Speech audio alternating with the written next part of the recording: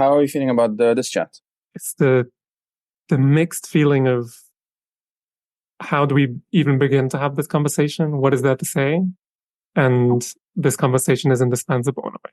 And these kind of voices fight inside of me.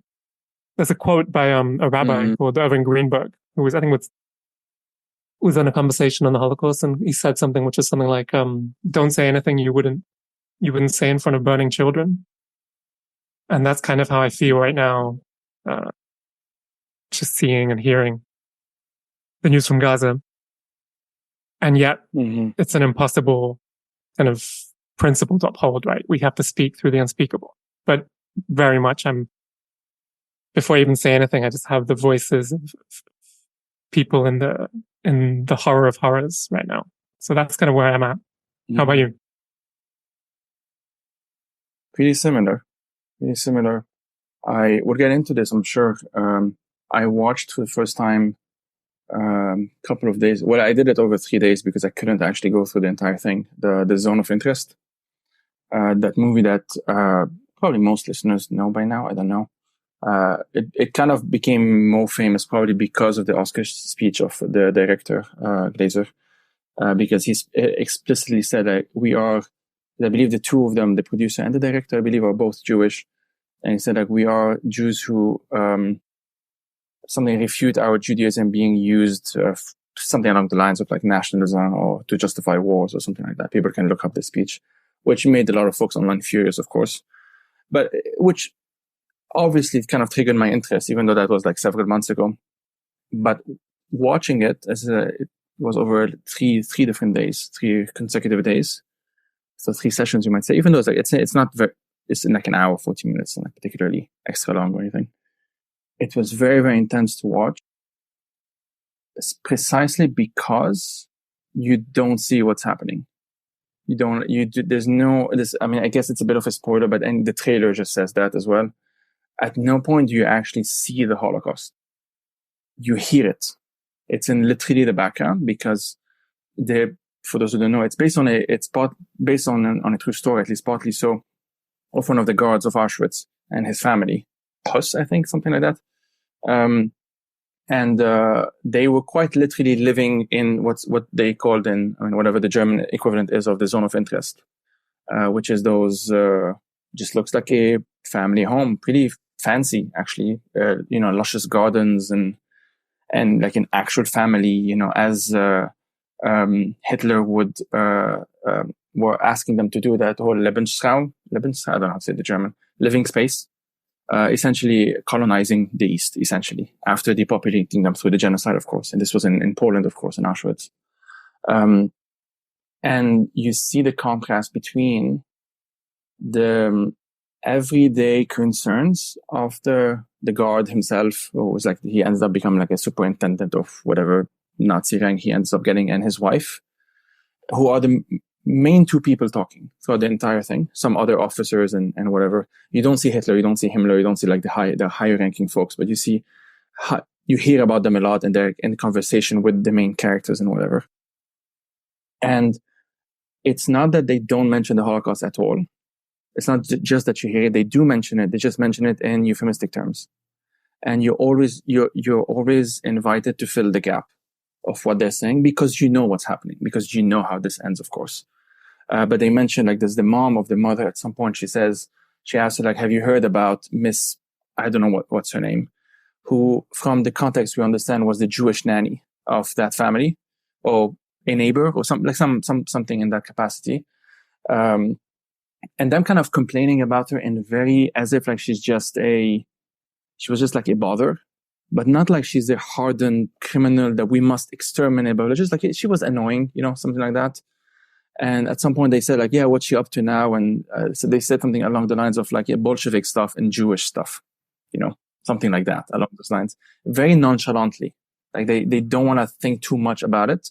And in fact, the only time, and this is a spoiler, so listeners, I'm sorry about that, but the only time we hear the grandmother think really, really about it, there's a scene where she hears screams, because again, you hear it all the time. There's no moment at any point where you don't either hear very loud silence, is how I can describe it. Like there's kind of like almost like a a background like this. That's how you hear it. And it's a machine, quite literally the machine continuing, and the crematorium, of course, and all of that. You hear this, you see the smoke, you see the top of the towers because it's above the gates.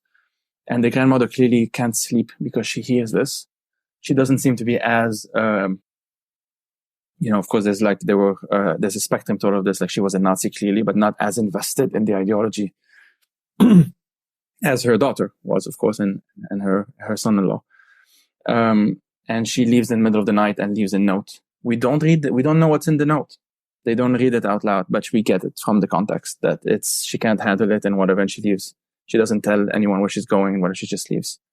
And that's in the entire film, unless I'm mistaken anything, it's the only moment of even minor defiance to what's happening. At no point is there anything else.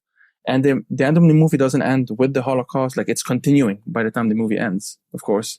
It's just like, the guy was repositioned elsewhere and something like that. And they mention explicitly the Hungarian operation, as they called it, which was the extermination of 300,000, I think, Hungarian Jews who were to be sent to, I don't remember where, Auschwitz and elsewhere and whatnot. And so I had that in mind. And what's, of course, surreal, and this kind of pigeons into this conversation, which we haven't quite introduced yet, and we'll do in a sec, is that there are parallels between the zone of interest and parts or elements of modern Israeli society. And those elements are, we will, of course, get into this even more. It's not as straightforward as, those are just modern day Nazis, because things are always more complicated than that. And you never have, the whole history doesn't repeat itself, but it rhymes, kind of thing. The banality of evil for me is very present throughout the film. And for me, that's how I would describe so much of Israeli society today, of course, with notable exceptions, which I try to boost, and we have tried to boost on this platform as well whenever we could. Of it's, the soldier just went 2 weeks to do his or her duty and then went back home and continue their lives. And that now they're reservists and they may be called upon to go back to the front, as they would call it. And that's kind of the end of that thought process, right? Because most people in any kind of situation, including in a genocide, and that's what makes it so hard to kind of digest in many ways. Hannah Arendt, of course, was all about that. Most people don't participate directly in the killings. Most people don't, even if they do, which is a more modern thing now, they don't do so from up front, right? They do it from a drone, maybe, or from behind a tank, or shooting from far away, or whatever it might be. And that depersonalization, if you want, will of course contributes to a dehumanization of the entire thing. You can't help but conclude that they themselves become, what Baldwin, of course, would call moral monsters. And for those, just a quick clarification, moral monster is a more of a poetic term. It does quite literally mean that they are no longer humans. The entire point of this language is to not dehumanize those that are doing the dehumanization. Actually, I don't want to strip of them their agency, because otherwise, how can you reproach them of committing a crime if they don't have an agency? And it was so surreal watching that film, because that film is about Jews, obviously. It's about the Holocaust. And the state currently committing this genocide self-identifies as the only Jewish state. The army committing this genocide self-identifies as a Jewish army. It does have non-Jews, of course, but overwhelmingly, Jews. And in many ways, you have all of those other parallels with whether it's colonialism, whether it's, Islamophobia, racism, whatever, which, we've gotten into a few times. And the fact that in your mind, I'll end on this note, or at least in my mind watching this, I can see the parallels.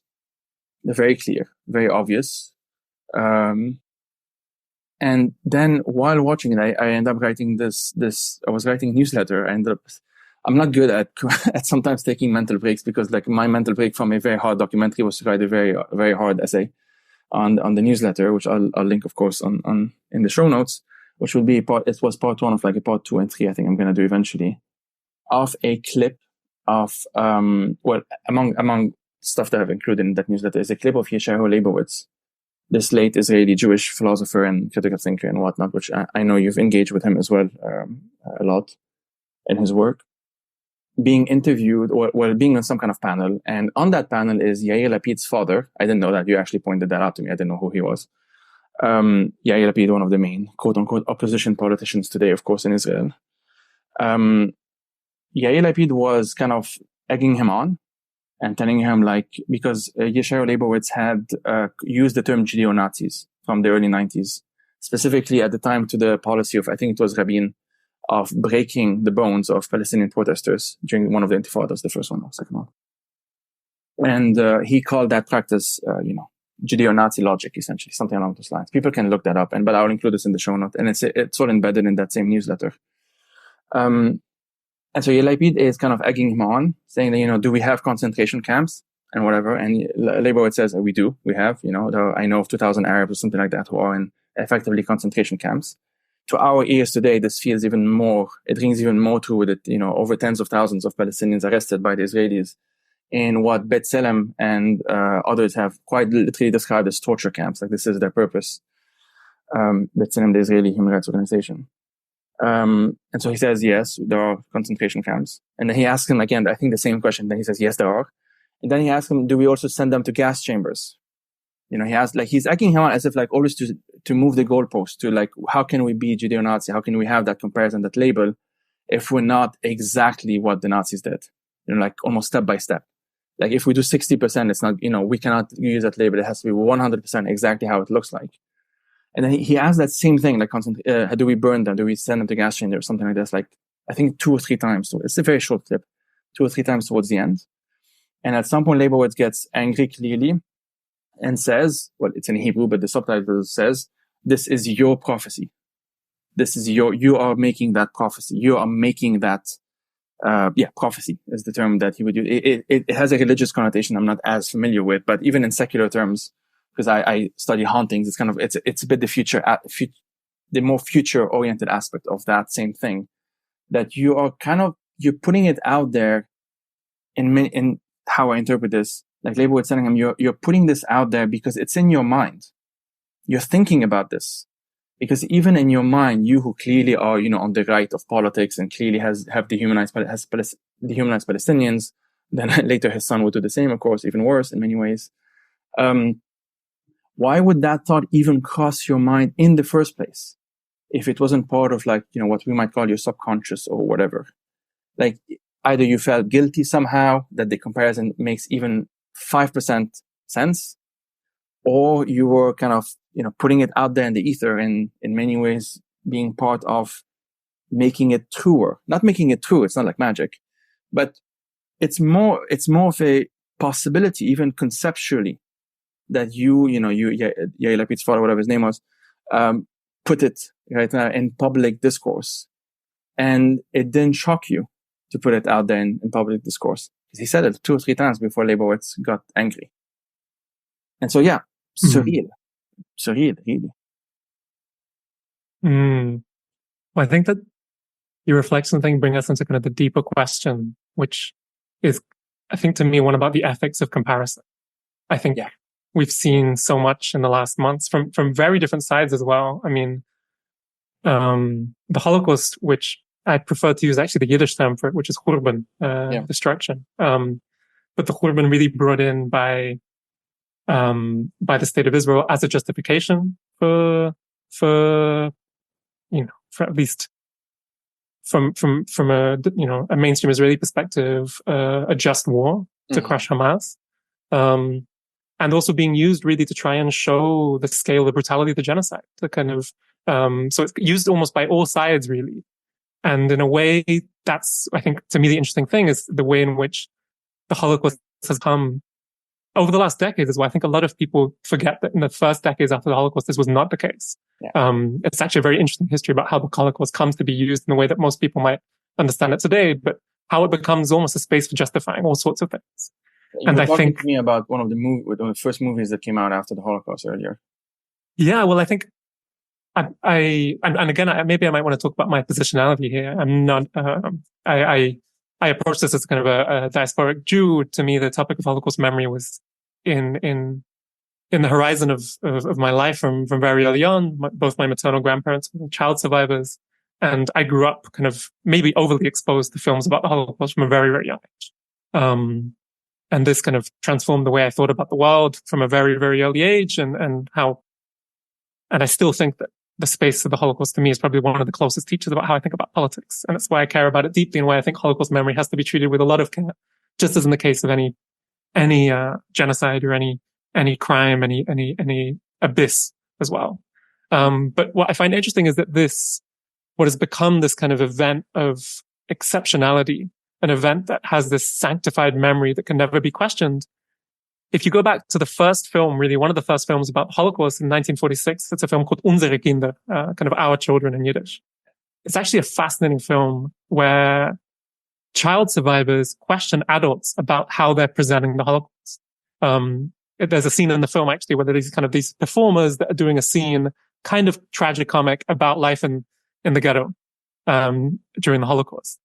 And at one point in the show, the kids literally interrupt the performance because they claim that the performers are misinterpreting what happened, that they're not representing it, and they're doing an injustice to the memory of those who survived. This is the first film really about the Holocaust in 1946.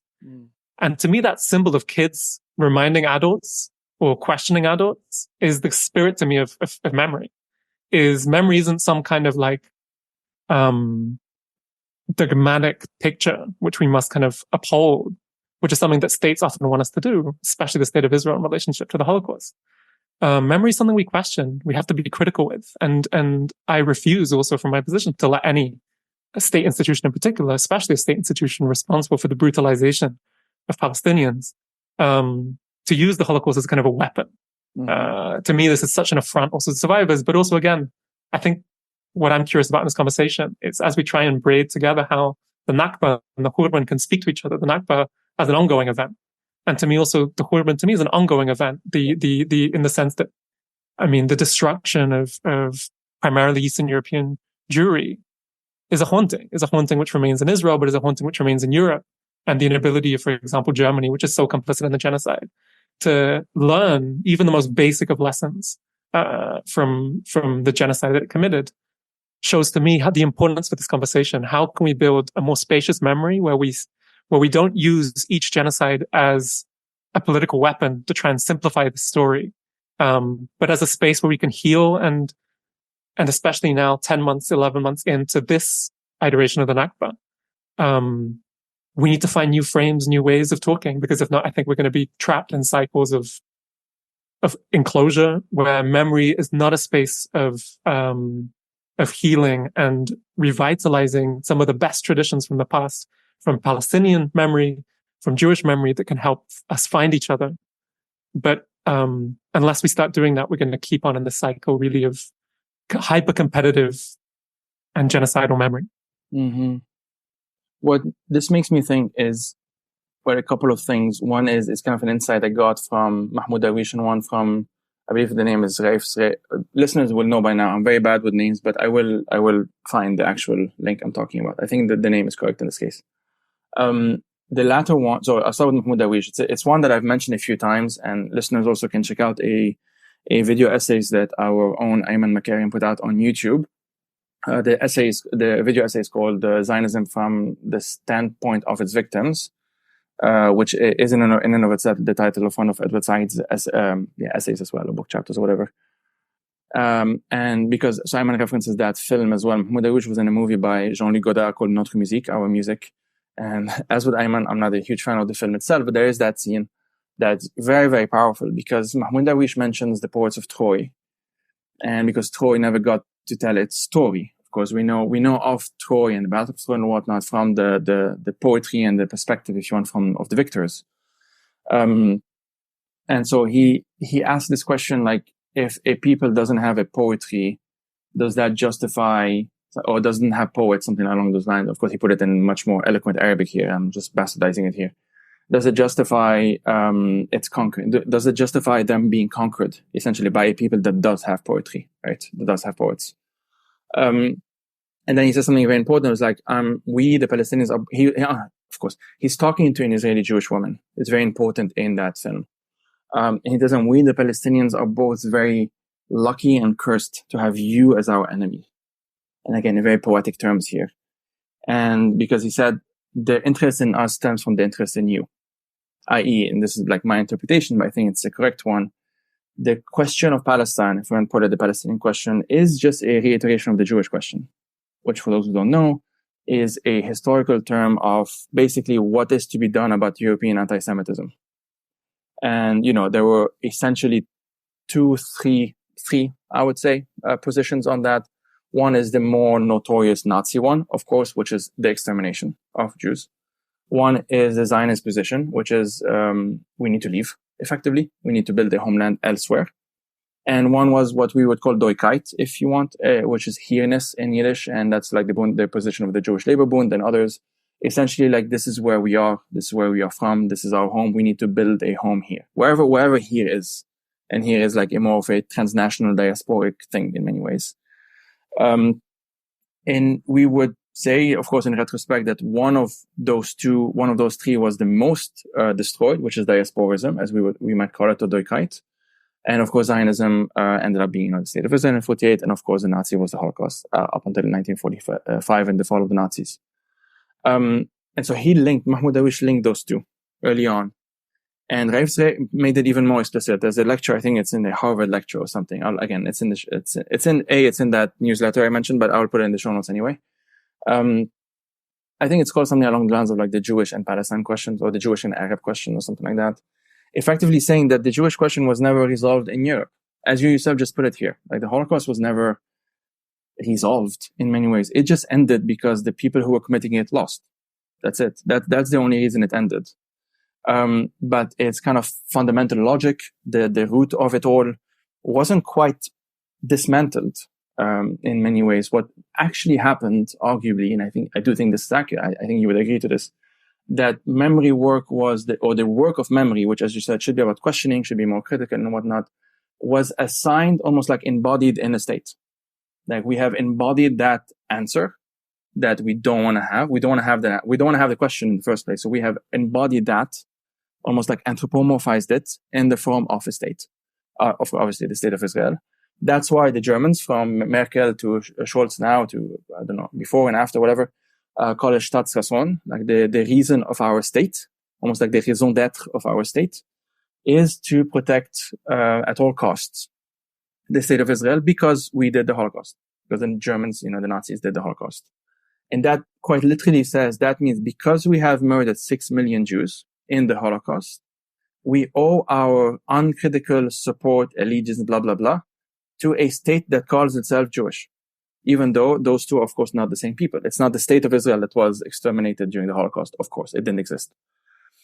But that's the displacement. And that's what Raif would describe as the displacement of the Jewish question into a Jewish and Arab question. It's not that it's either or now. It's not that it's just the Palestine question. It's still the Jewish question. And that's something that, especially I think Germans have difficulties understanding, but broadly speaking, it is a very deep problem in the West. From the perspective of the Arab, quote unquote, the reaction is most straightforward. It's like, we did not do this. We did not commit the Holocaust. We know that it was used to then justify the state of Israel's existence, even in the way it was formed, not just the very idea of a state in historical Palestine, but quite literally how it came into being in 1948 with, of course, the Nakba and the forced expulsion of 700 to 800,000 Palestinians, including my grandfather, who passed away a few years ago. This is what again, the Arab perspective, quote unquote, I'm being very simplistic here, generalizing. This is what we oppose. This is what bothers us. We saw this in a protest in Germany. I remember a few years ago. It was by Palestinians. It was one of the responses, again, to the escalation of violence in Israel-Palestine. This was before the genocide, 2021, I believe. Of people basically saying, like, Germany, your conscience cannot be resolved or, I don't know, whatever, tackled by blaming Palestinians or something along those lines. And so it's not an insight that is new. It's also not rocket science if you really just kind of pause and take a step back, forget about nation states for a bit, or by which I mean, like, forget about thinking like a state, as, some scholars would put it, and just see the parallels as they are. It's a phenomenological approach of just taking the thing as it is and taking it seriously as it is, as an entity, self-contained entity. Do the same. Do you see parallels between the Holocaust and the Nakba, of course, and parallels between the Holocaust and the ongoing genocide in Gaza? If yes, what are they? And assuming you say yes, because of course I would say yes, what are they? I try and identify them. And what do they say about the world we live in today? Because, and this is a thought process. If you conclude that yes, there are parallels, a single parallel should raise all kinds of alarms if you're serious about never again.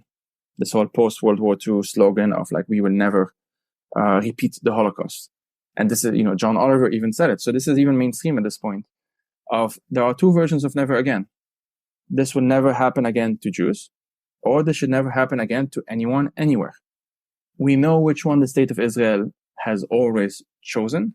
We see that there was one of the former spokesperson of Netanyahu, I think Ayman Makarem is his name, said, these are not your grandfather's Jews. That's how he put it. I.e., your grandfather's Jews. And it's interesting, he said your grandfather, like it's not his. But like your grandfather's Jews are the ones who died in the Holocaust, who, were defenseless, were weak as these things, this discourse took ground in Israel, especially in the early decades. These are the Jews that can fight for themselves, fight against their enemies, et cetera, et cetera. A very militarized version of Jewish identity, which is a huge part of the problem because, and I'll end on this note and let you reflect, memory should not be unidirectional. It shouldn't be like, this happened, therefore there is only one other thing that can happen after this thing because this happened, which is, again, the German position, the German state's position, of course, the Israeli state's position, in many ways, the American position as well, although it's more messy over there. It should be what I think Rothberg is the family name of the scholar called multi-directional memory. And maybe I'll ask you to reflect a bit and maybe we can get into that concept because it's kind of at the core of how we think about this, I feel. Of course. Yeah, thanks so much for your reflections, and also just bless the memory of your grandfather that we keep alive, hopefully, in this conversation, and inspires us. I think I work a lot in doing Holocaust memory education, and I think something I want to emphasize a lot is, we kind of often summarize it as 6 million Jews. I think the Yiddish term Kurban, destruction. The more you sit with the plurality of the Khurban in the sense that I think people often assume that was just one event. It was the destruction of thousands of Jewish communities, and together with many other communities as well. But really, when you sit with what happened, it's the full-on demolition of Jewish communal infrastructures, of communities who had been together for up to 1,000 years, hundreds of years of shared communal experience, the demolition of medical institutions, the demolition of some of the world-leading children's hospitals, like the Medem Institute, for example, funded by workers to treat children with tuberculosis through impoundment, the destruction of entire Jewish archives of ecological memory. I could go on and on and on. It's the point of mass atrocities that it's unspeakable, it's undefinable, it's unnameable in a way. But the more that we go into some of the details, that is where the comparison to me is. When I see the way in which the Israeli military is absolutely destroying educational institutions in Gaza, destroying medical institutions, destroying schools. I mean, I don't have to make the parallel for people. To me, people see, if we live in our capitalist culture of competitive memory, people try and see who's best. I'm not interested in this kind of supremacist game. And also the point of comparison isn't equivalence. To me, the political point of comparison is we're still in a situation in a moment where we could protect lives, where we can try and avert the worst from happening. Unspeakable things have happened, but we are mobilizing and trying to transform the reality on the ground to protect all people between the river and the sea, specifically in the case of those who are most defenseless, which is people in Gaza, and also in the West Bank as well, with the escalating mass ethnic cleansing. But the more that you look into the Khurban, the Holocaust, the parallels speak for themselves. The assault on Jewish communities to make way for Lebensraum, as part of colonization as well. I think a lot of people refuse to look at the Holocaust through a colonial lens, which is to understand that this was very much a colonial project to completely wipe away the Jewish populations of the area and install a new kind of regime, which is very, very similar, of course, to the intentions and the operations of what the Israeli military is doing right now. But the point isn't equivalence. What you alluded to in the beginning, this conversation between Leibovitz and Lapid, where he's basically saying you can never use this comparison of Jews and Nazis because they can never be equivalent, really. To me, the point of comparison is to try and is not to be equivalent, but it's to try and say brutality is available to any group. And right now, we want to do our best to prevent as much brutality as possible. And I will finish with this. I mean, there's a lot, I don't want to finish, but there's so much to say. I mean, there's an important quote which I always reflect on by the historians, Holocaust historian, Shmuel Kasov, which is that the catastrophe erases everything but the catastrophe. And one of the ways in which the Nazi genocide was successful, and I say provisionally successful because I think I would never want to give them the chance of being successful, is that it utterly decimated so many Jewish trajectories of political, cultural, communal thinking. And this victory, I think, is actually reinforced especially when mainstream political Zionists try and say, well, this, the Holocaust proves political Zionism right, by showing how Jews can only be safe in a militarized state that is theirs, that is Jewish, whatever that means, quote unquote. But it's our responsibility as well to re-flourish and revitalize the very, very different Jewish political trajectories. I think it's a work that you've very much done, which I'm so deeply grateful for, because it is those perspectives, those memories as well, that Jews in the heart of the Warsaw Ghetto, this is something that Molly Crabapple's been doing great work on. Jews in the heart of the Warsaw Ghetto, while they knew they were going through exceptional suffering, were thinking about situations, other people struggling for liberation around the world. People were hosting plays written by Tagore, for example, in the heart of the Warsaw Ghetto. So the fact that people in the heart of the most intense genocidal suffering, as also we're seeing, in Gaza, people making statements in solidarity with other peoples. I mean, to even have in that moment where you're trying to survive, the ability to think for a moment about other people struggling for liberation. What we've also seen from Syrians as well, declaring solidarity also in the heart of destruction. We need to revitalize these traditions of multi-directional memory, because I think it's one of the few things that can save us. Because, and I'll finish with this, sorry, and I'll hand over to you. We live in a world-devouring world. Whether we're thinking about the climate crisis, whether we're thinking about the genocidal atrocities taking place in Sudan or the Russian invasion of Ukraine, there are political forces that are intent on devouring other political worlds from a perspective of colonialism. And unless we start to put a break on this genocidal logic, which exists whether we're talking about the Israeli state, but also exists in the planetary crisis, unless we try and join these dots together and start remembering differently, I'm deeply afraid for what is already unfolding, which should horrify us to the core. But the point of comparison I want to hear your thoughts on isn't equivalence. It's, I think, as Masha Gessen has tried to make, if you understand that what's happening in Gaza is the liquidation of a ghetto, that parallel is so clear to me, at least from seeing the history of so many ghettos. What should that awaken for us? And also what are the possibilities that are available to us in terms of building another kind of imagination for this moment? See, this is why I found that quote that, again, that ex-spokesperson of Netanyahu mentioned, like, these are not your grandparents' Jews, in referring to what the IDF is, basically. It's because if these were your again, to follow that logic, then you would have to conclude that your grandparents' Jews are in Gaza right now. You would, if you're saying that your grandparents' Jews are not the ones committing the genocide, of course he wouldn't say that. He would say the ones winning the war, as he would put it, or whatever. Then it's not the folks on the other side of that divide, obviously. And the closest parallel to Gaza, or at least one of the closest ones, is actually the Warsaw Ghetto, as you put it. This, for me, also that quote you mentioned, like, destruction hide or erases everything except destruction. That was, for me, I had this episode with Ayman, of course, on a few weeks ago, couple of months ago, I don't remember, called like the Gaza genocide changes everything. And one of the things I mentioned is this thing of like the mask off moment. We saw it in Ukraine with Putin. We saw that at one point, the Russian state, the regime, Putin, whatever, people around him, decided they don't care anymore about even pretending to follow the kind of the rules of law, right? The rules of war, the international rule of law. It didn't matter because, they're already sanctioned. Doesn't matter. People, they think they hate the West hates them anyway, and they hate the West, and so it doesn't really matter to them. And it was a mask off moment. What happened when there was the mask off moment? And for me, this is where you saw like the acceleration of the genocide, of course, in Ukraine. Ongoing, and thankfully there are more resources that Ukrainians have to resist it.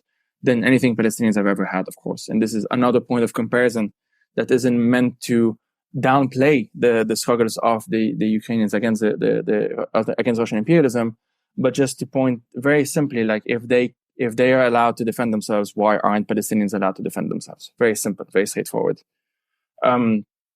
Just that question. Because there will be people like listening to this, like, but the Ukrainian army never did in October 7th. And yeah, okay, sure. But still ask that question.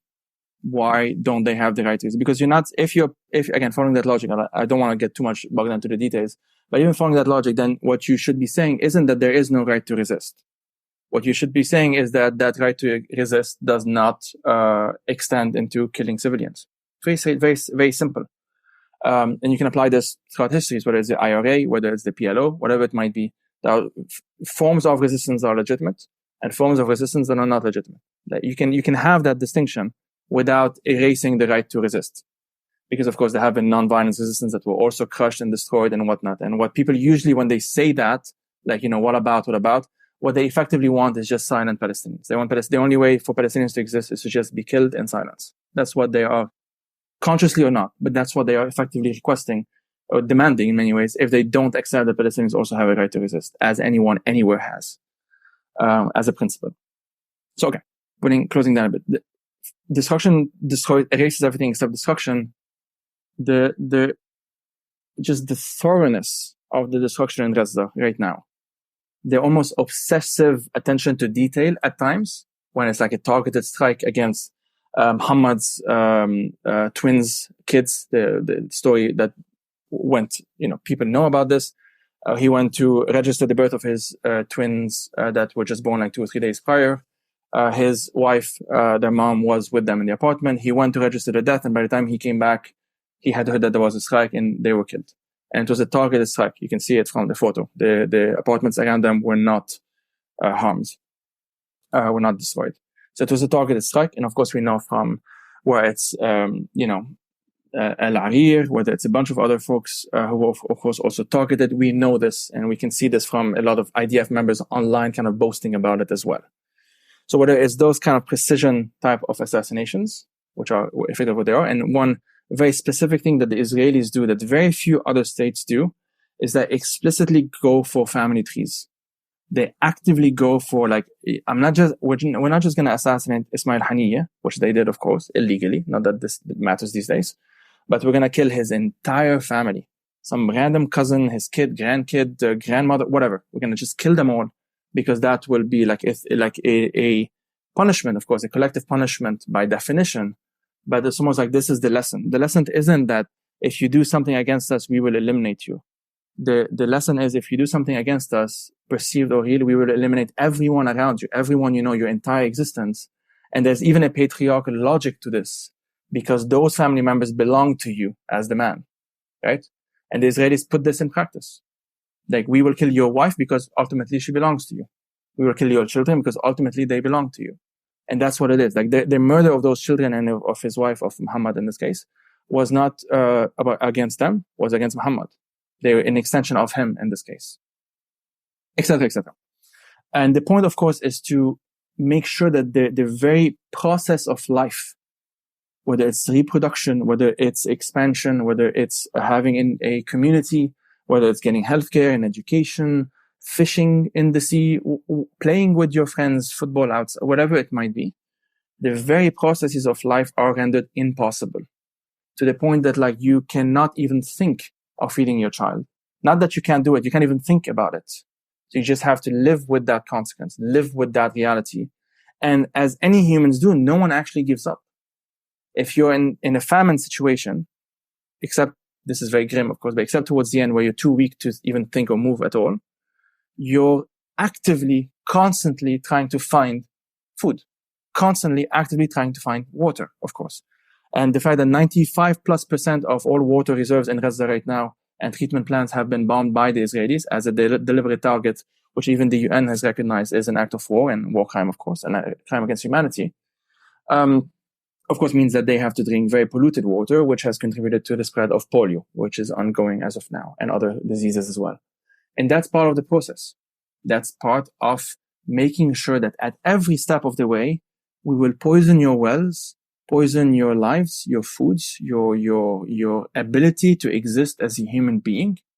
The more you think about it, every step, every aspect of that relationship, you if I'm thinking of myself here, as a father, as a son, cousin, grandson, friend of someone, maybe professor, as of course Rifat's case was, whatever other professions I may or may not have, those branches are what we're going to also target, not just you as the individual, because you as the individual is just killing you. Killing the branches is killing the entire nation, the entire people, the entire concept of a Palestinian, which of course is accompanied with there is no such thing as a Palestinian, as they would say, as Golda Meir put it, of course, at the time, and Palestine didn't exist before, etc., etc. These have to come together. You cannot dissociate those two. You cannot have the genocide in Gaza without also having online and offline entire, constant, obsessive at times, even attempts to make sure that the people that we're killing, you don't even have a name. You're not even Palestinian. You're just Arabs. It's a very specific term in Israel, of course, Arabim. You're just those. You're part of a wider collective because your connections to this specific piece of land, the Holy Land, Israel, Palestine, historical Palestine, whatever, that's what we want to sever. That's what we want to destroy. You as individuals, we almost don't give a shit because you can just leave if quote unquote you want, which is what they keep on saying. You're their problem, the other Arabs' problem. But your personal relationship, despite your centuries of connection, that's what we want to sever. That's what we want to destroy. And how is that not a very specific parallel with the additional, of course, that in the Nazis' case, they were about exterminating. But there were, especially in the early days, before like the Holocaust kind of accelerated, if you want, there were some Nazis who were kind of content with, okay, let's just let them leave. Let them go elsewhere. The Madagascar plan, or whatever the fuck. There were some, of course, they lost out to the quote unquote more extreme elements that wanted the extermination, Hitler, Himmler, and the others. But that was there as well. And so what's that logic? The logic is the land cannot be for the both of us. And we are even willing to destroy the land, to pollute the land, to hack down and burn olive trees that are older than both of those territories in terms of like national identities in that sense, in some cases anyway, 100+ years old. Because the point isn't even the existence of an olive tree is threatening because that olive tree is associated with your presence as a Palestinian. We will hack it down, burn it, and then maybe we'll plant another olive tree, except that this one will be Jewish, right? That's Lebensraum. that's the almost like the textbook logic application, of what that logic is. The land is neutral. The land doesn't matter. Whatever came before it doesn't matter. Before us doesn't matter. It doesn't matter it was Polish or Jewish or Hungarian or whatever. What matters is what we're about to do with it now. Because the land only matters in relationship to us as, at the time, the German nation, of course. Again, hence Lebensraum. And now, to various extent, the application of the most extreme forms of the Israeli government, the settlers and whatnot, that the land is also part of this genocide because we want to destroy it before rebuilding anew on top of it. And any memories, someone I'll stop on this. Someone like subconsciously they feel, or maybe they say so explicitly, I don't know, that we can't just take over. We can't just push you out. Although in some cases they do that and they just take over homes. But at some point down the line, they would prefer to just destroy it all and rebuild on top of it because the land is also harbors memories. There are certain things about it that you want to destroy if you're doing a genocide, which is the case now. Because otherwise it will remind you of too many things and it will be an act of memory in and of itself, like a monument in many ways. Unless you destroy it. It's not enough to just inhabit it. You have to also destroy it. Yeah. Thank you so much for these weavings. And there's so many important parallels. Everything from what I think the demolition of entire family trees, which is haunting to me, when I've seen some of the lists of the names of entire families, which is so reminiscent of, anyone who looks into the Qurban, you'll find villages where I think this is something I stress again, something that's been really difficult for me as someone who works a lot with Qurban memory is also seeing the banalization of the Holocaust, especially in the last year. Even speaking with friends who are very, very progressive saying, we've covered that. I know it. Like, well, even basic things like, the fact that most people associate the Holocaust with concentration camps and extermination camps, and around half of the victims of the Khurban, for example, were executed in their villages, where in many cases there were no survivors. So ironically, often where you have survivor testimonies almost skews a little bit the landscape, because there are a lot of spaces of just entirely destroyed families, entirely, where one person survived by a miracle.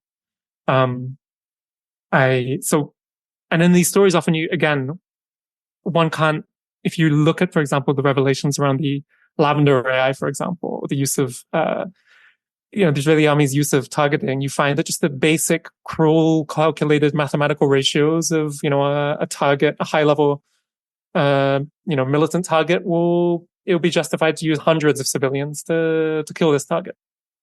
If you go back to, for example, the way that Nazis or Nazi-affiliated paramilitary forces would punish any Jewish partisan activity, it would be equivalent for one person, for one Nazi soldier that was killed, you would take out hundreds. I'm not saying that they're equivalent. I'm saying that this collective punishment logic, which is available in any context, is horrifying, and we have to defy it if we're going to have any semblance of a world where we believe that every human being is worthy of divine protection, or however you want to understand it.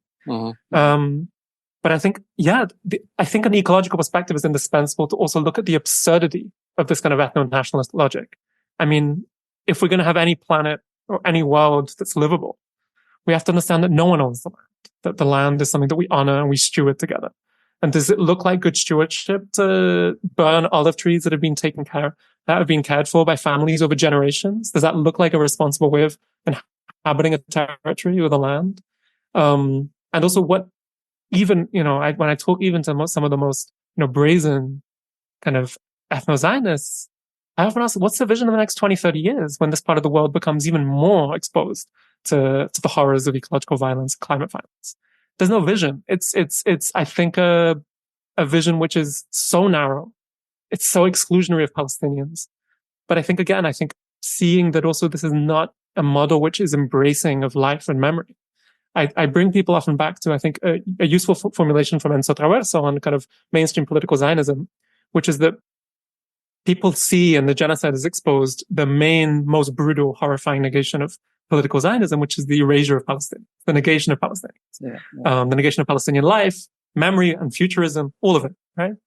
And as you were saying so perfect, like so well, like this kind of what a genocide is a destruction of that cycle of life, or the process of life, or the conditions and institutions necessary for life to sustain itself. But there's other kind of ancillary negations which hold the Palestinian negation in place. One is in Hebrew, shlilat hagalut, the negation of the diaspora. A powerful diaspora memory is not useful to Zionism. It's not conducive. You cannot sustain mainstream political Zionism. Again, to go back to like, these are not your grandfather's Jews, right? Like very specific. Exactly. Yeah, specific. And then again, the negation between the fluidity between Arab and Jew. If we had in place a very strong, if the Holocaust hadn't happened, where you have an incredibly strong Jewish center in Eastern Europe with a rich trajectory of diasporism and anti-Zionist critique, which was what existed up until the Holocaust. If that was flourishing or allowed to flourish through post-Holocaust memory policies, I don't think we'd be in this position.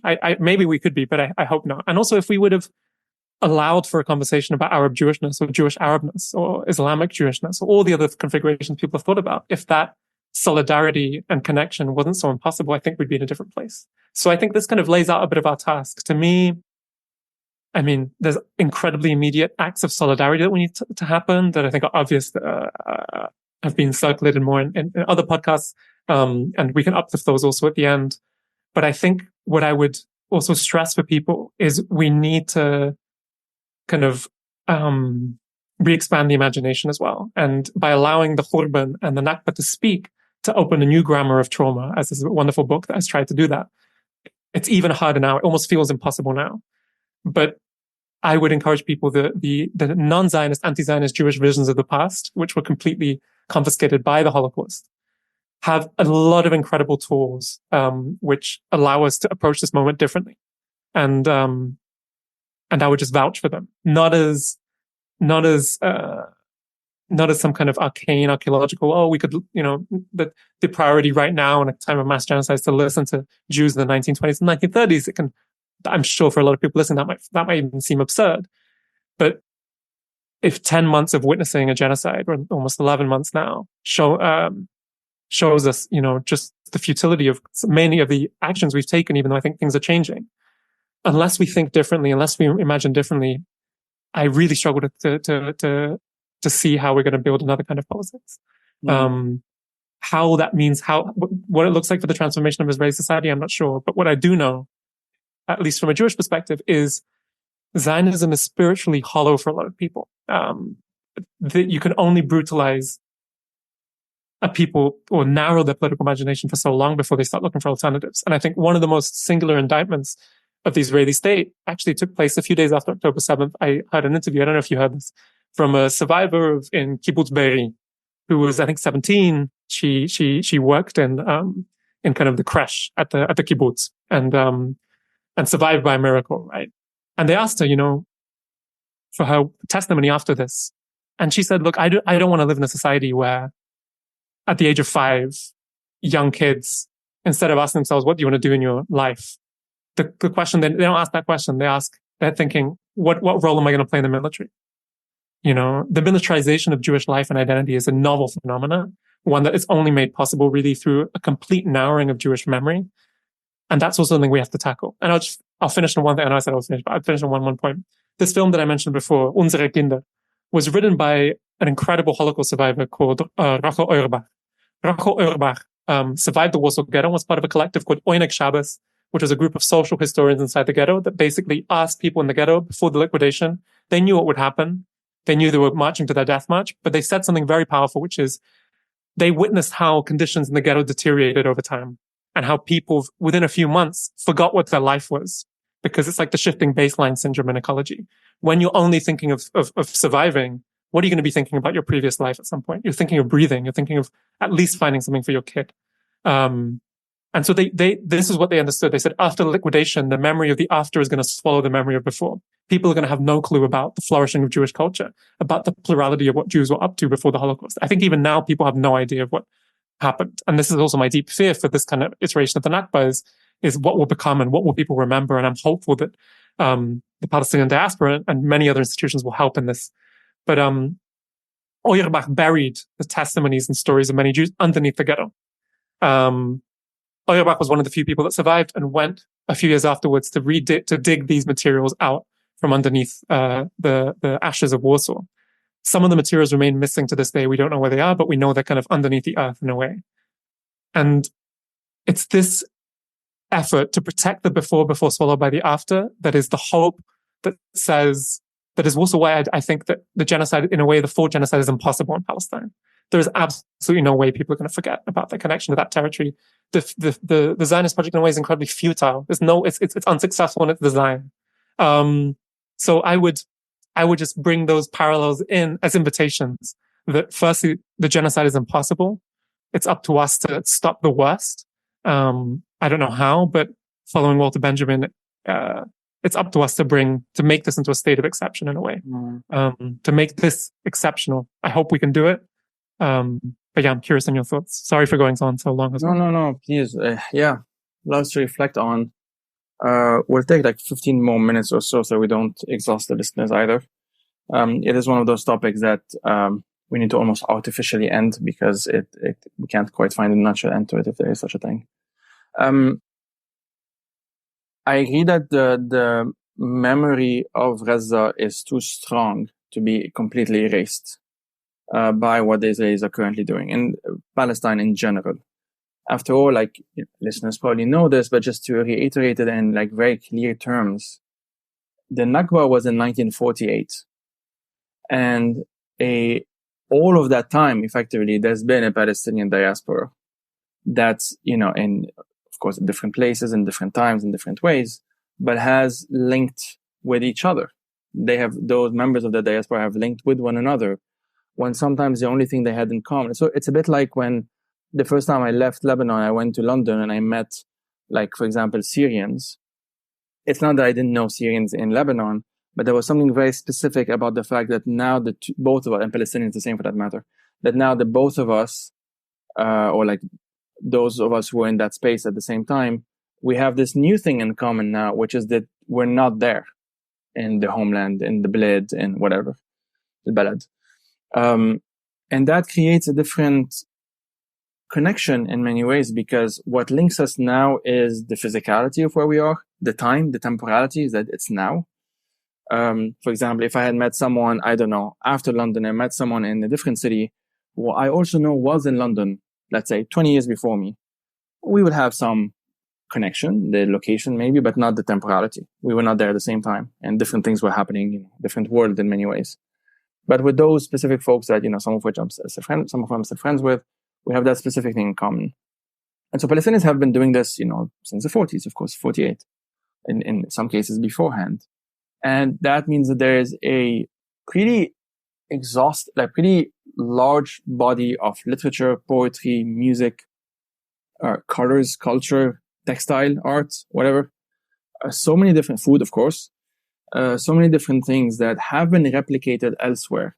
So it's a bit like, not to be too cliche about it, but that scene of like in V for Vendetta, you can kill the man, you cannot kill the idea, or something like that.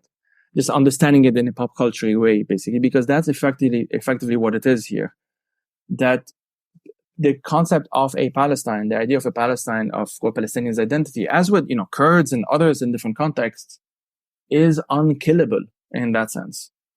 And they can kill a lot of people, of course, and they are in Gaza right now, they're doing so, and the damage will be extensive even after a ceasefire, which, the way things are going now, it's not unlikely that it happens before this is released. Although I don't want to be too optimistic, because at this point, Netanyahu has proven that he's willing to do absolutely anything, including sacrifice the hostages, as we've known that he's done, to avoid any kind of ceasefire, to any kind of concession, because it's about his personal political aspirations. But in any case, even after that, that's where in many ways, I'm gonna, again, the comparison, the sensitivity of it all, the horrors are happening right now. It's almost insulting to think of the day after, but in some ways we need to also, because what's going to happen the day after is that you're going to have an entire people, 2+ million people, most of whom will still be there. The Israelis will not massacre 2 million people. Even technologically, they can no longer do so, short of dropping 5 or 6 nuclear bombs, which will also, of course, affect them in Egypt, because that can't be the case. Some of them have thought about this, of course, already. There's a Samson doctrine or something. There's a name for it. But in any case, it doesn't matter. In this specific conversation, I mean.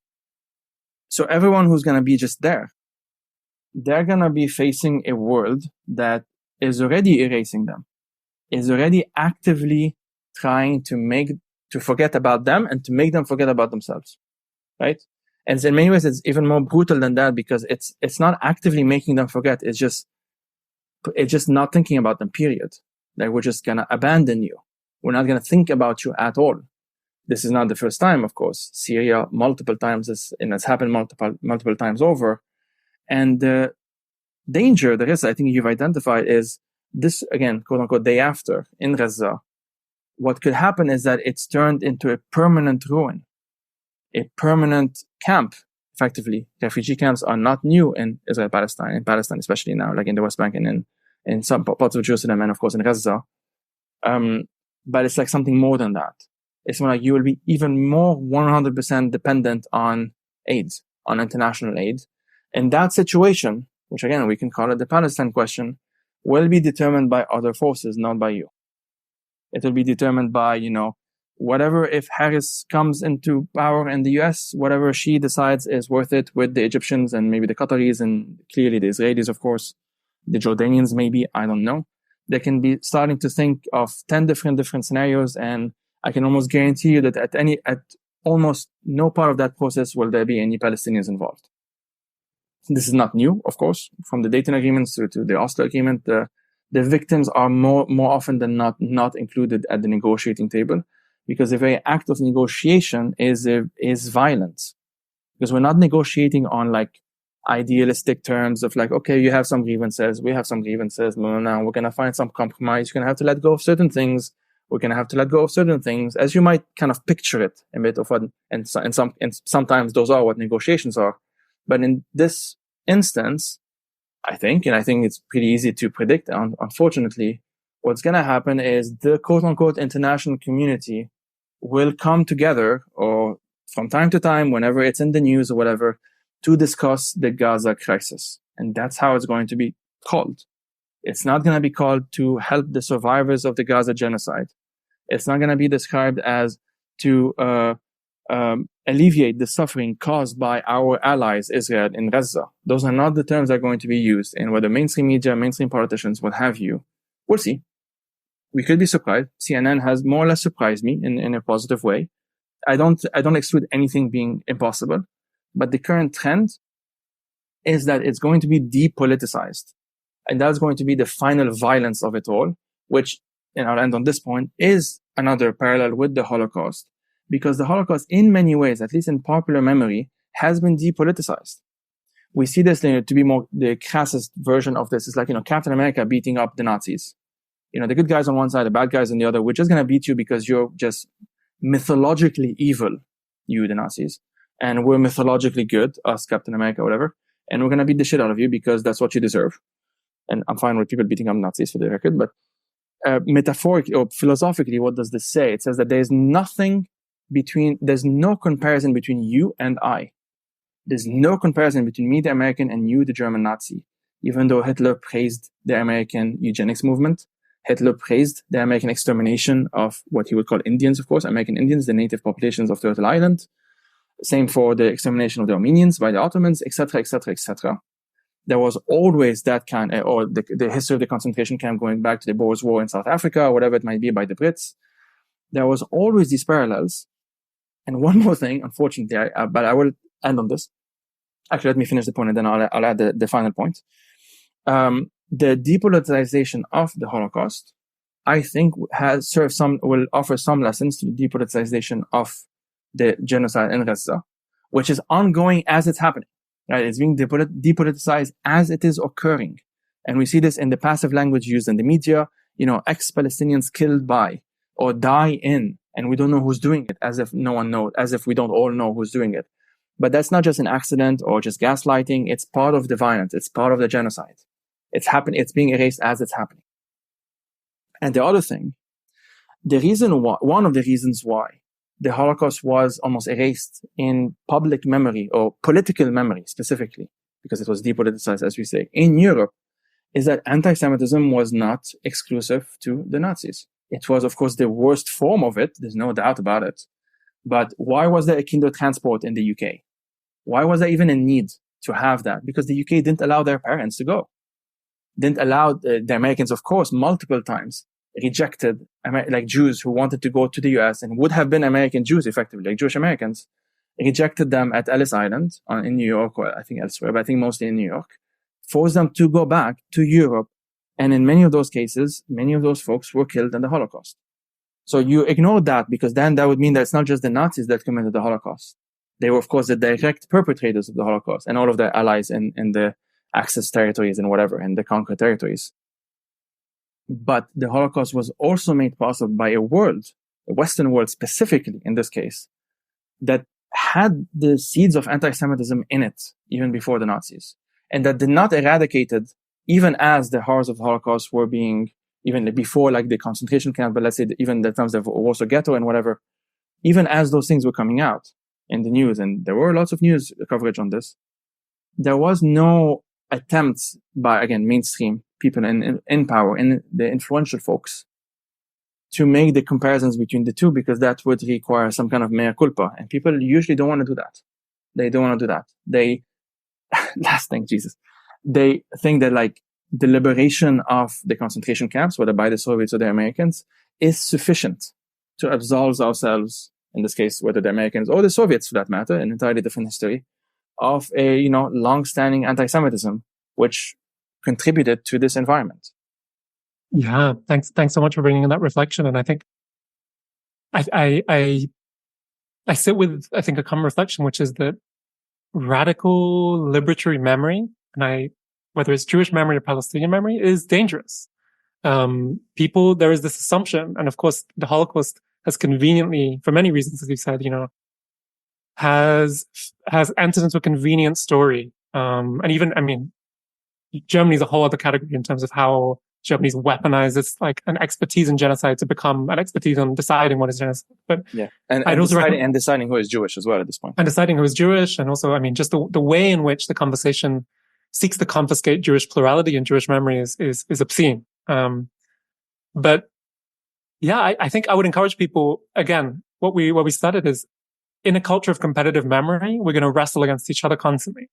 And I think there is a way which is incredibly clear to me to open and stretch and say that there's bright lines that connect Palestine, that connect the Churban, all across the East and Europe, and the history of racism and colonialism more broadly. a lot of anti-colonial and counter-colonial thinkers saw this quite clearly, saw also the way in which Europeans saw exception in the Holocaust, which was not a Jewish, as many Jewish scholars have pointed out, the exceptionalization of the Holocaust is not something that comes initially from Jews. It comes initially, especially from European powers. Israel then takes this much later on. But I think this is an important phenomenon. A lot of Jews, even the word itself, you've done a lot of work on the way in which the Israeli state kind of erased Yiddish, which is a whole other interesting phenomenon, because if you want to understand a lot of the history of the Holocaust, you have to think and read in Yiddish. Yep. And if you remove the language of the Holocaust was in Yiddish, was in the German language, exactly. But again, for the most part, folks who spoke Yiddish. And if you transform that memory into the Holocaust is spoken in English or in Hebrew, for that matter, you're erasing how it was experienced by most of the people themselves. 100%. And think about the possibilities that happen, at least to me, my journey of trying to recover Yiddish for myself. Going back to this word itself, Churban, right? In Yiddish, which means destruction. A lot of Jews, when they use the word Churban is a word often used in Jewish memory to describe kind of impacts of catastrophe. So 1492, for example, the expulsion of Jews and Muslims from the Iberian Peninsula is referred to in Yiddish as a Churban. So a lot of Jews, if you read poetry right from the ghettos, you find Jews reflecting on, I'm going through what my ancestors were going through, or I'm going through what other people's, you even have records of Jews reflecting on enslavement in the US from afar, calling that a Churban. So these braiding lines, to me, I think are very, very important. Europe has not dealt with many things. Europe is not an example of what it's like to deal meaningfully with the history of colonialism, the history of racism. If folks are interested, I would also recommend a book called Nazi Billionaires, which was written by a Financial Times journalist. I forget the name. I can share it later on in the chat.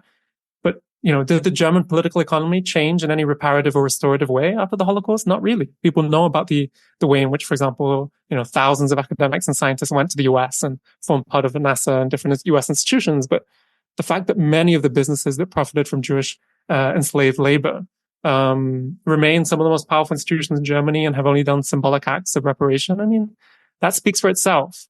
And the fact that Germany has narrowed the conversation, that, full-throated defense of Israel at the expense of also the demolition of so many Jewish trajectories and so many ways of Jews thinking and dreaming of what it was like to be Jewish in the world. We have to, I think, start thinking in these more plural terms, I think. And I think that what anti-Semitism does, which I think is horrifying, is also it understands Jewishness as a monoculture. As Jews, the particular kind of archetype. And in fact, if anything, it's a deep critical history of anti-Semitism. Looks like one of the big reasons Jews were so hated is also this disruptive questioning attitude, constantly kind of picking at dogmas within Europe, because by refusing, a politics of refusal, a politics of refusing to kind of obey to particular things, anti-Semitism and the history of Jewish critical thought always ask questions about who's silenced, who's invisible, who's not here. Jews bring, I think, one beautiful legacy of Jews, which is one of many. Jewishness, I think, is a fragmentary thing. It's not a unique thing. It's to always bring a question mark. And that's a question mark that is also towards Jews themselves, especially Jews involved in mass crimes right now. So I would just invite us, following your invitation, radical memory from Palestinians, from Jews is dangerous. People don't like it because it reminds them of the hauntings that you so much talk about. And I think if we're able to make that memory reparative, that I always follow the tradition of Aydın Yıldız, who says that the future will be ancestral because it was already here. And hopefully our ancestors, with their memory, with their commitment to the earth, with their refusal to leave behind the enchanting traditions and cultures they were raised in, hopefully they can help us braid something different. I thought of because we mentioned the power of words here. I'll see if I can reflect on this more in writing at some point. But if you talk about urban, I'm pronouncing it badly, but destruction. Damar in Arabic would mean destruction. And what you're very likely to hear it today in the past year or so. I watched a video just yesterday in Jenin, in the West Bank, in the Jenin refugee camp.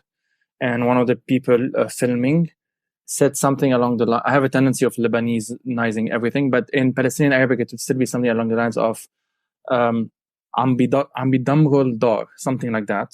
Am is a more Lebanese thing, but again, whatever. So they are destroying the house, our house. Damro is in this case would be the verb of damar.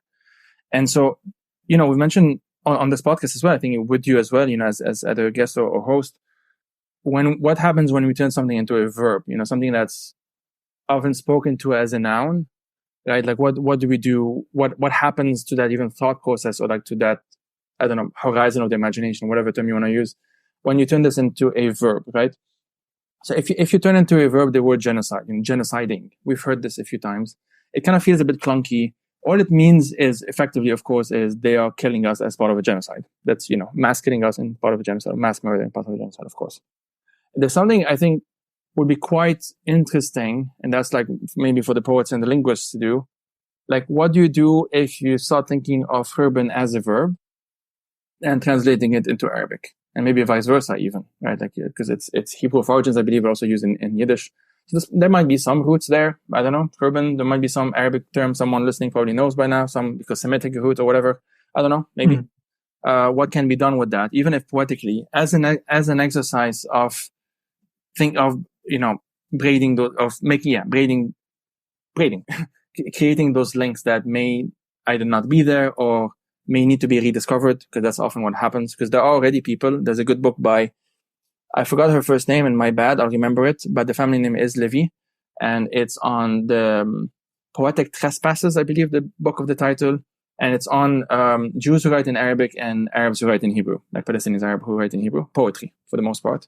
And kind of reflecting a bit on that, because they already exist. You don't need to reinvent them. Mahmoud Darwish famously, one of the famous, I think most famous songs of Marcel Khalifa is on Mahmoud Darwish's love affair with an Israeli Jewish woman, Rita, in the song. Rita والبندقية, Rita and the what's بندقية? And like the gun, one gun, AK-47, one of the guns.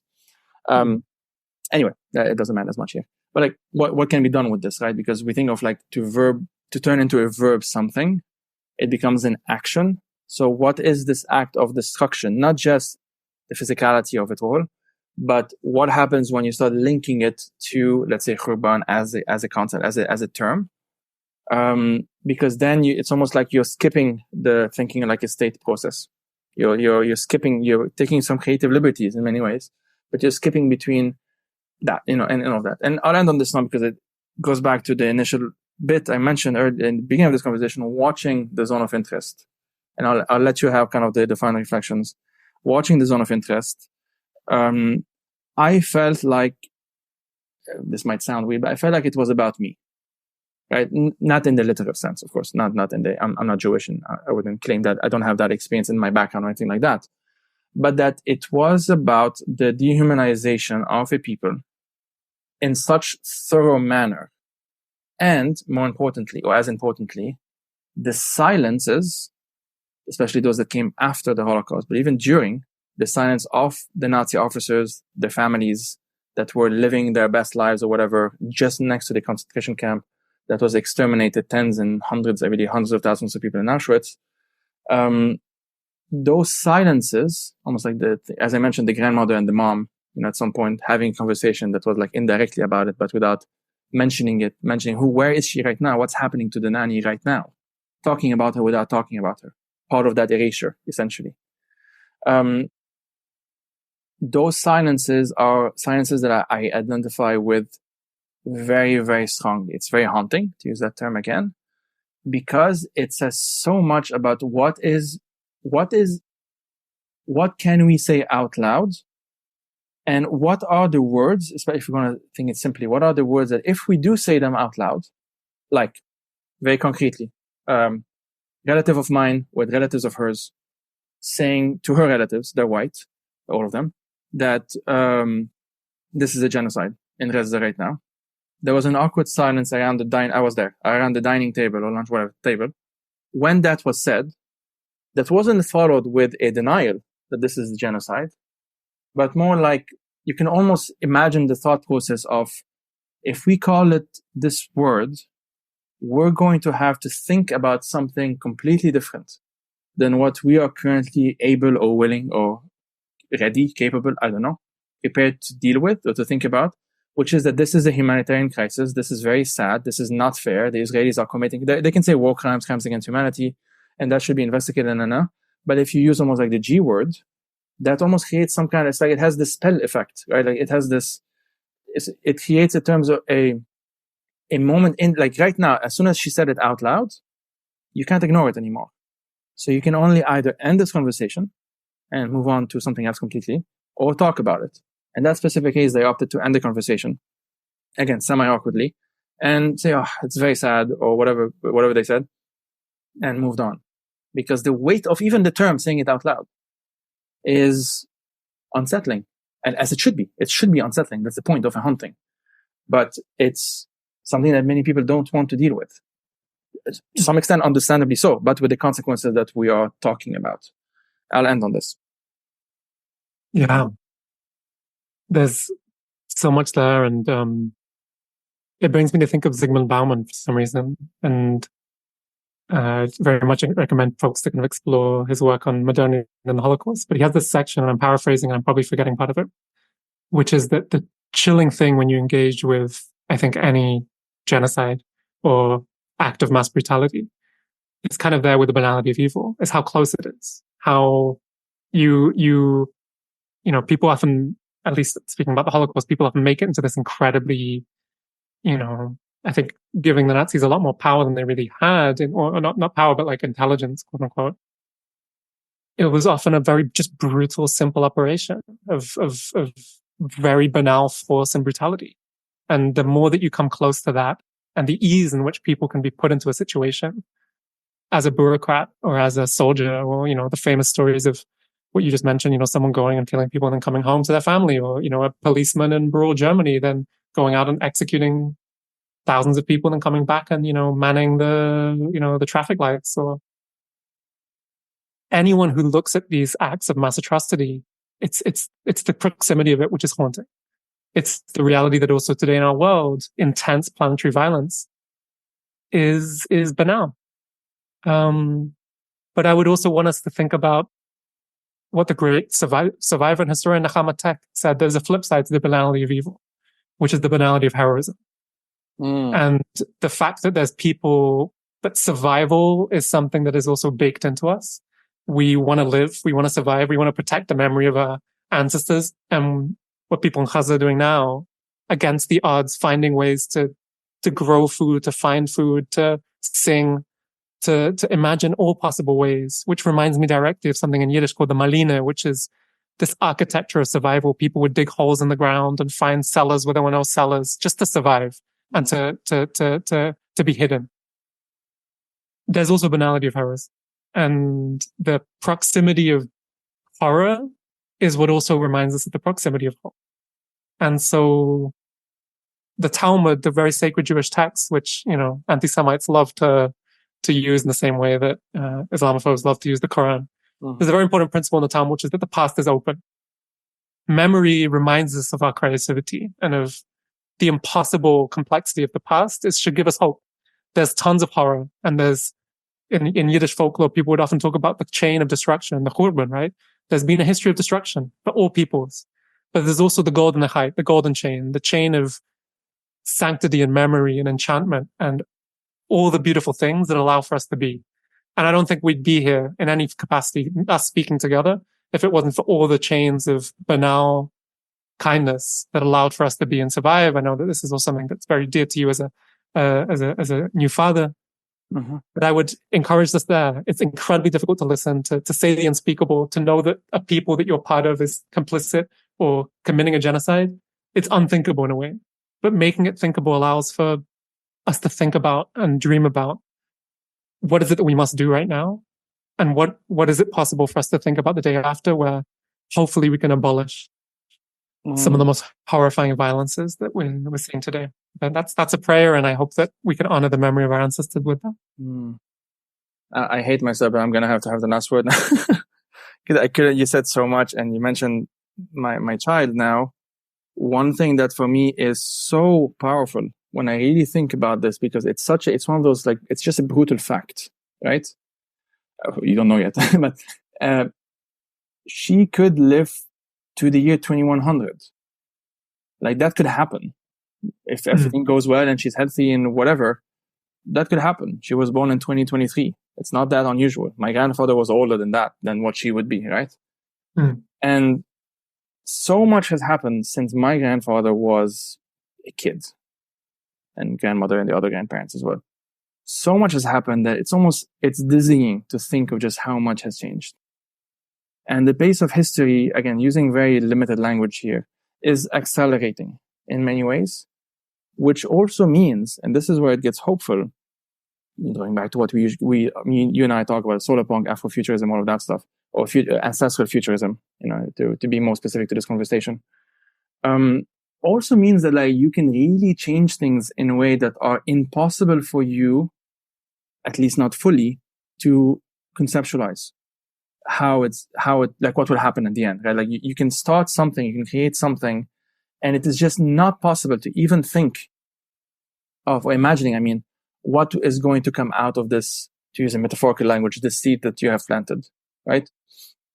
And for me, her being kind of my new center in many ways has really been, as much as people know, it's been a difficult journey, but has also been a bit of in many ways, not a bit, a big blessing, in not so much disguise, but a blessing in general, because there's now a reorientation, right? Not fully, like, I'm still who I am. I'm still 33 years old, born in the 90s and grew up in a millennial whatever, but a reorientation away from that self-history, historiography, right? Personal narrative, which is important, but it's not the only thing anymore in that way. And, it's just an act of love in many ways. When you love someone or love something or whatever, you're also, you're not losing yourself necessarily, but you're now accepting that you're part of something else, that you're not the story. You're part of the story, part of the stories for that matter. And that's how it is right now with her. I'm only mentioning this as the end because, of course, she is now the great granddaughter of a Nakba survivor. And as much as I don't want to make anything about me or anything like this, but I can make it about her in some sense, in terms of a storyline, because her very existence, and of course her happiness, her creativity, her lust for life or desire for life or whatever, when she grows up and hopefully would want to do the world thing and discover the world and do things and whatnot, is in and of itself. I don't like active resistance because I feel like it just tires me to think about resistance all the time. But it's just an act of creativity that is antithetical to the political project that is currently committing a genocide in Gaza. And so, as you said, and maybe I'm giving you the final word again, whatever, or at least repeating what you said, that the political project responsible for this genocide cannot last. It has so many failures and weaknesses from within. Forget about us, the people that they're trying to exterminate, from within. And there are so many internal contradictions even between them in that sense, that in many ways, and this is going to be part 2 probably of that essay, the newsletter of the Ghost of Israel's Future, that they have created hauntings that they have to deal with. I don't have to deal with them. Those are not my hauntings. I have other hauntings to deal with. Those are not the hauntings to deal with. And we'll end on Baldwin. See, it's not my final word. It's not your fault. It's just Baldwin now. So, when he was talking about the N-word, and Baldwin, African-American thinker, I think listeners of this show know by now, he said that, I am not the N-word, because he would say the word. I'm not the N-word. My brother isn't that. I don't know anyone who is that. I've never met anyone who is that N-word. I've never met an actual person who is that N-word. I've only, paraphrasing, you, the white person, have created that N-word. So you need to figure out why you felt the need to create the N-word in the first place. So I'm giving it back to you. That's literally how he put it. I'm giving it back to you. It's like your problem, not mine. We can consult if you want, but this is your problem. I'm adding the last bit. This is your problem.